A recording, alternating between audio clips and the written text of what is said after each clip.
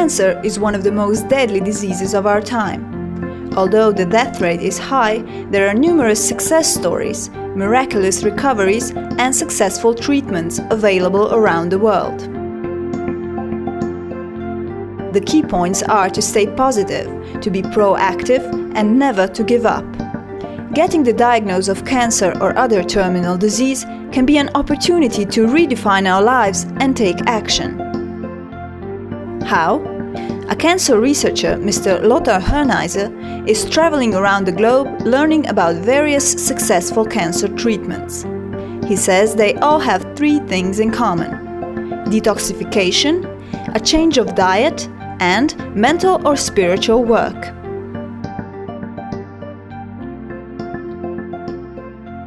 Hello and welcome to Healthy Lifestyle. Today we're talking about one of the most deadly diseases of our time, cancer. Joining us in the studio is Mr. Lothars Interview, a cancer researcher, founder and president of People Against Cancer Germany. Mr. Interview, welcome to the show. Thank you very much.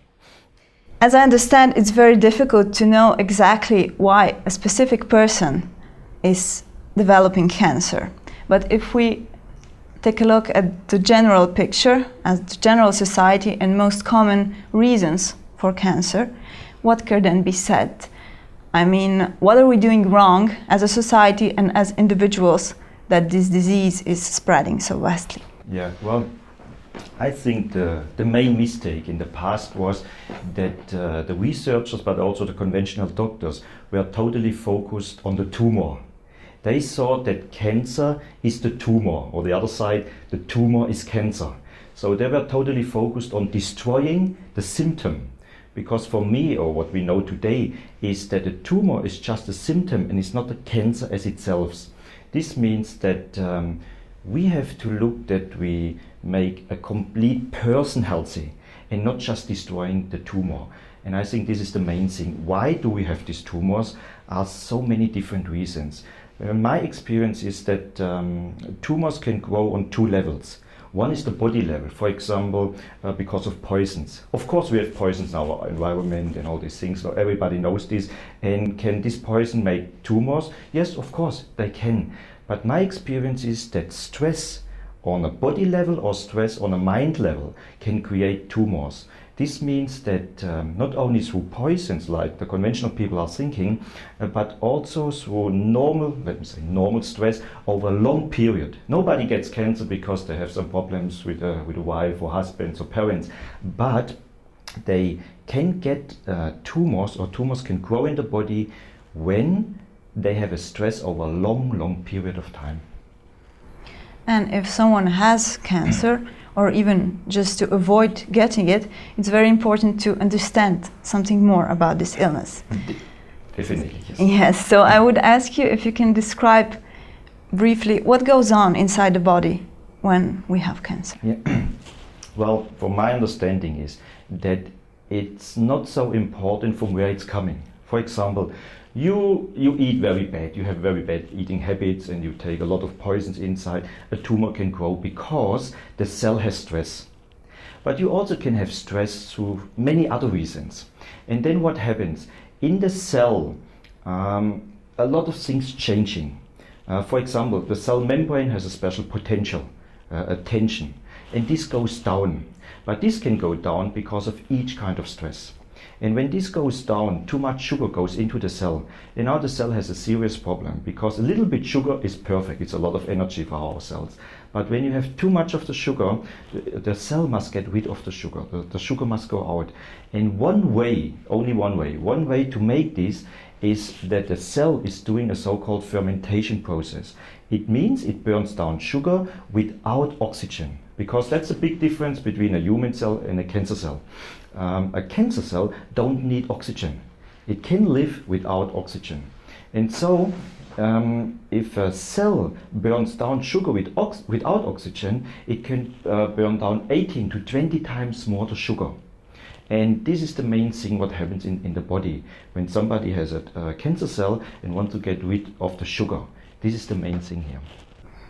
You also write that a tumor is basically a solution to the problem for the body. Can you elaborate on that? Yes. just what I mentioned before, the first, there are many good things with the cancer cell. We have a wrong view of a cancer cell. Because cancer can kill you, you think it's so bad. But fever can also kill you. And is fever bad? So it depends on how you see an illness. No, it's not a bad thing at all in the beginning of an illness. So each illness in the beginning is a good thing. I want to give you 2-3 examples so that you understand it better. Fever is a good thing or bad thing? Well, both. In the beginning it's a good thing. Your cell communication goes up. It can destroy some bacteria, virus, fungus, all these things. But later it kills you. A high blood pressure is a good thing in the beginning because it goes more blood to the organs and to the capillary vessels. But later you have a stroke or a heart attack, it kills you. The same is with a tumor. A tumor in the beginning is a very good thing because the cell can get rid of the sugar. This is one thing. But a tumor is also doing a lot of other good things. A tumor, for example, can collect all the poison in your body and burn the poison down. Or a tumor can do, for example, when you have too many fungus in the body. A fungus can be very deadly to humans, but also to animals. So your body has to find a system to control the fungus.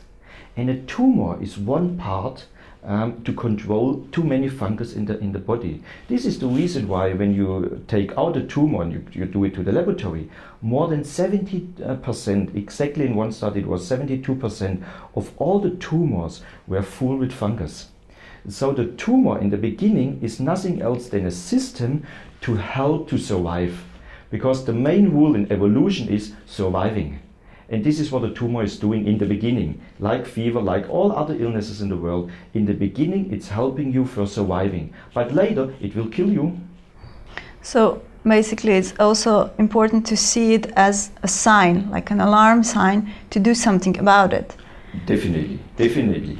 And then if we look at it from this point of view, and considering that an illness is also not just suffering on the body part, but also on our psyche. Can you elaborate maybe more on this psychological part when curing from an illness? Of course. For example, in our center, we do a lot of detoxification work and we take care about the nutrition. But the main thing to cure cancer patients in a, let me say, later stage, in how they call it, in a final stage. Yeah? I don't use this word normally, yeah?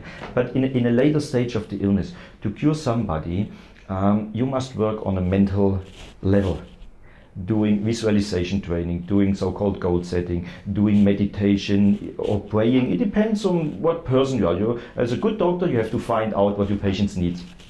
But the most, from my point, the most important thing is to bring the stress down. And here is the psyche. Here is what we have to take care about. We have to look for each patient, how can you bring the stress down? And this is not an easy work, believe me, because sometimes you find it in a second, you speak to somebody for 1 minute and you know exactly why he has cancer or why she has cancer and what you have to do. But sometimes people, they're coming to me and say, oh, Mr. Verma, I have no stress, I have a nice life and I have enough money and everything is fine, I have no stress, and but you have cancer. And then we're checking a lot of laboratory work. And there is one thing, we're always checking a hormone called adrenaline, the stress hormone adrenaline. And in my studies, more than 90% of all the cancer patients, they have a very, very low level of adrenaline. Why do they have this? Because when you have stress over a long period of time, your kidneys can't produce enough of this stress hormone. And so the first thing we are doing with cancer patients is to find a way how we can bring down the stress. And there, of course, we have to check all the things where they are living in. The family, their profession, their goals in life. And we also found out that we call it the spiritual way.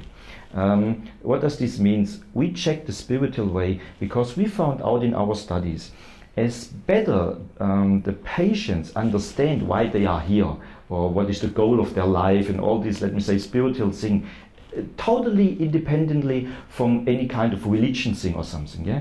Just to understand what we are here, why we are on this planet. as better as they understand, as better is the prognosis for surviving.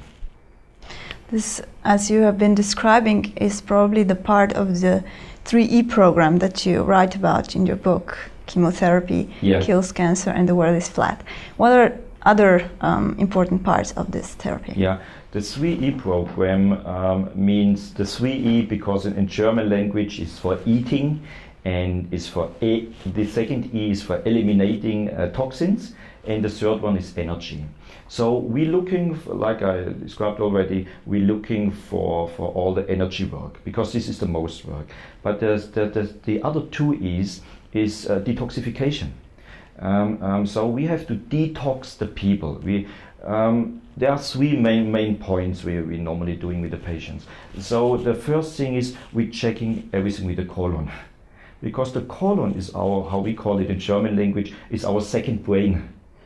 Because the colon has their own nerve system like our brain.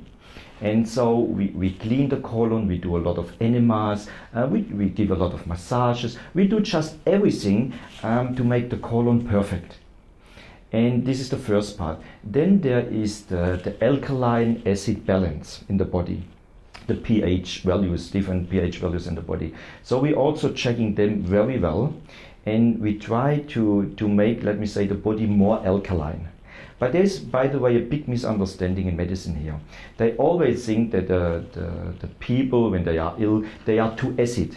But this is not true, because cancer patients, but also some other illnesses, they are too alkaline in the blood. So what we are doing is we bring the blood down, the pH value, but the other tissues in the body we try to bring up. So the pH value is the second part we take care, and the third part are the teeth. The teeth plays a very big role, and it's, by the way, not amalgam, because all the world is for many years already discussing about the amalgam and the poison in the teeth. No, the worst thing in the teeth are so-called root canals, you know, so-called dead teeth. Because we found out, well, not we found out, other people found out, we're just using this knowledge. We found out that when we do the dead teeth out of the mouth, sometimes you can see wonders. Sometimes you can see that people are in a very bad stage, they have no energy, they have a lot of pain, and you do one or two teeth out, and the next day they feel unbelievable better. So we take a lot we take care about all these things. So this is the detox part. And then the third part is the nutrition. I know many people, they're saying I'm a crazy man because I'm always saying there are nutritional cancer therapies. Because for conventional people, they only think about destroying the tumor. And now somebody like me is coming and saying, no, take care about your food. But it's a strange thing here. When you look to studies from the conventional world, they're always saying, you know, if people would eat better and taking organic good food, they would have not so much cancer. But when the patients then have cancer, food is not important anymore. But this is not true. How do I know it? Because I had a big luck. I was a student of Dr. Budwig.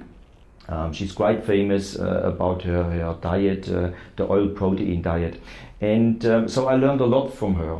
But there are also other good so-called nutritional therapies. I don't want to use the word cancer diet, because diet is not a nice word today in our society.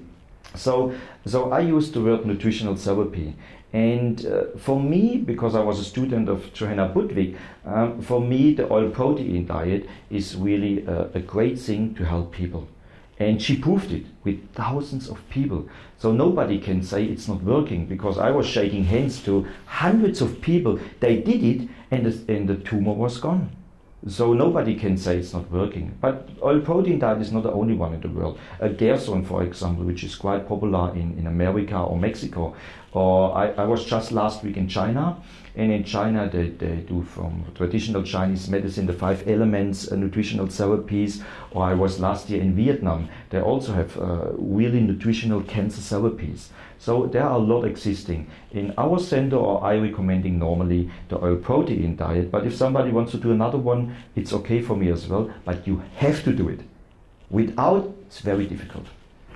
There is one chapter in your book. Is there a common element that links all nutrition therapies? Can you answer it now, in short? Is there? How do you mean it? How do you mean this? If there's some basic rules that you can explain now to our viewers that are common to all the therapies that you describe in your book. In nutritional therapies, I would say there are 2 or 3 red lines.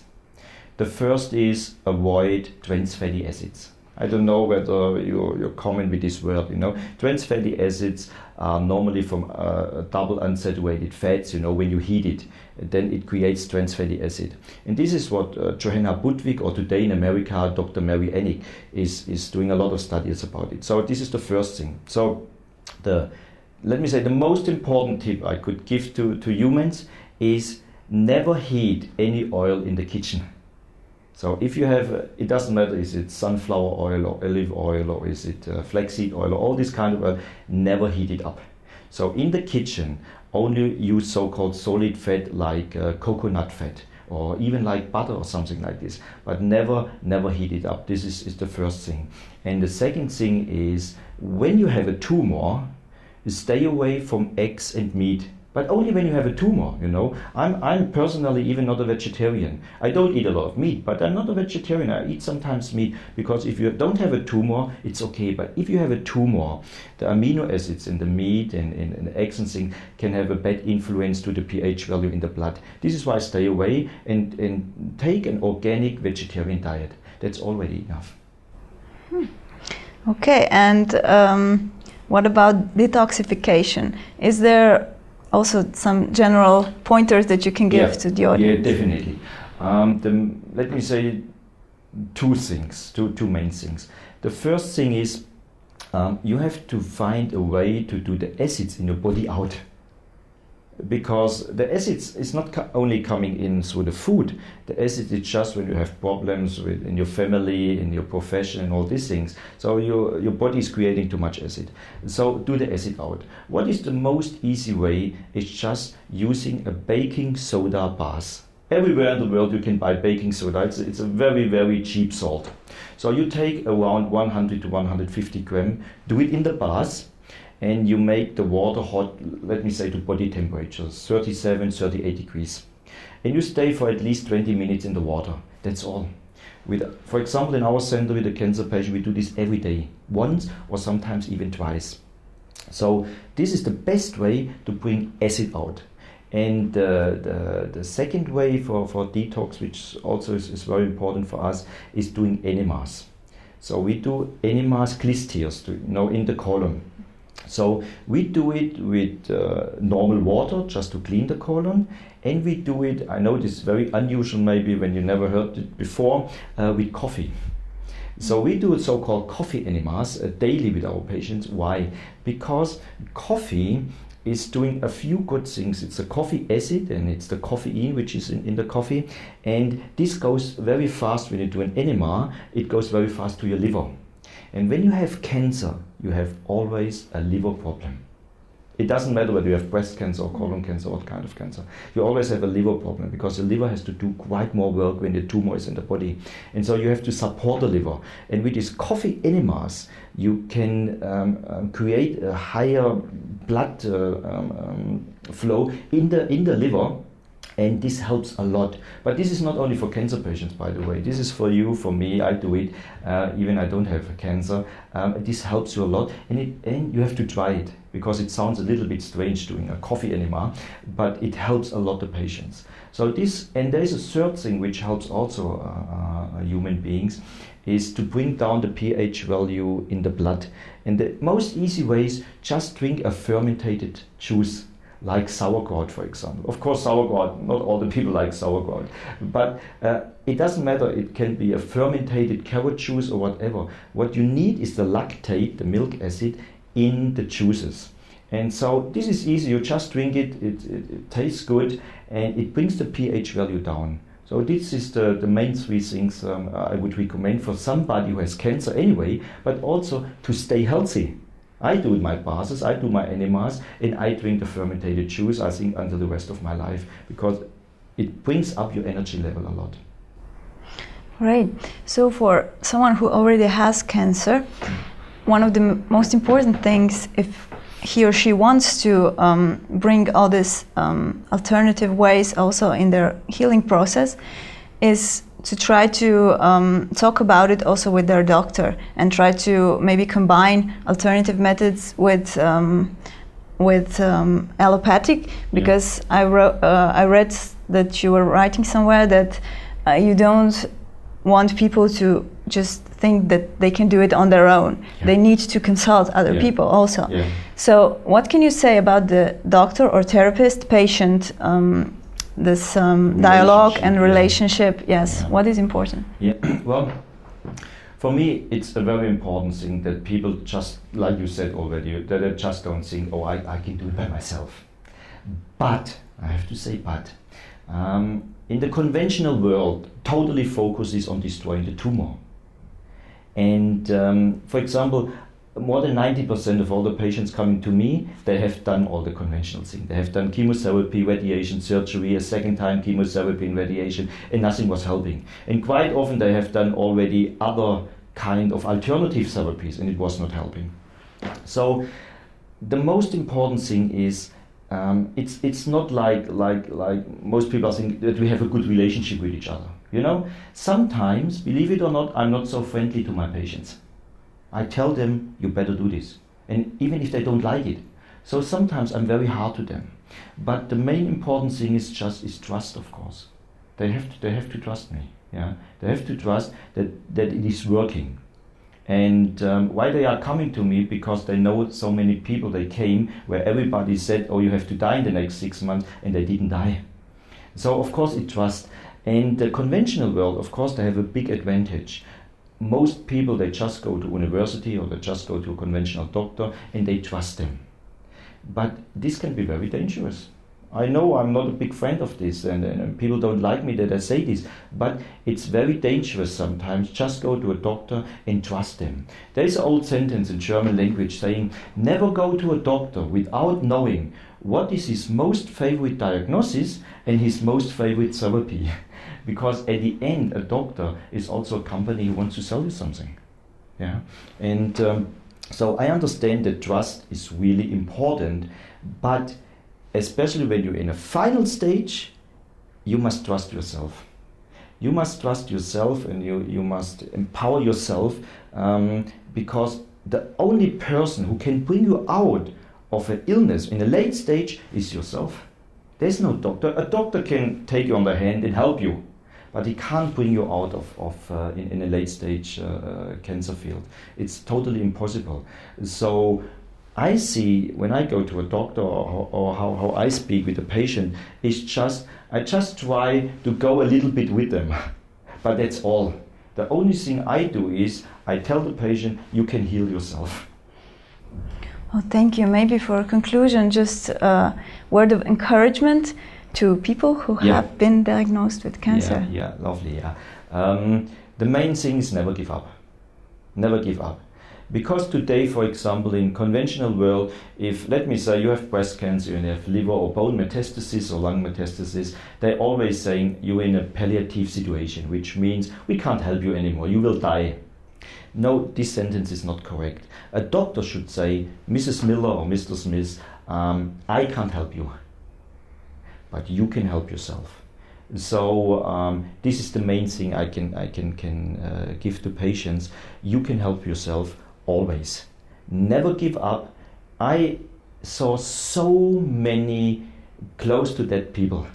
So many people in final stages where they had metastases all over the body and they came back to life.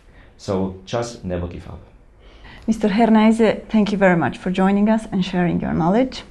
Thank you very much. Ladies and gentlemen, I wish for you to take responsibility and take action and to never give up. Thank you for watching, and goodbye.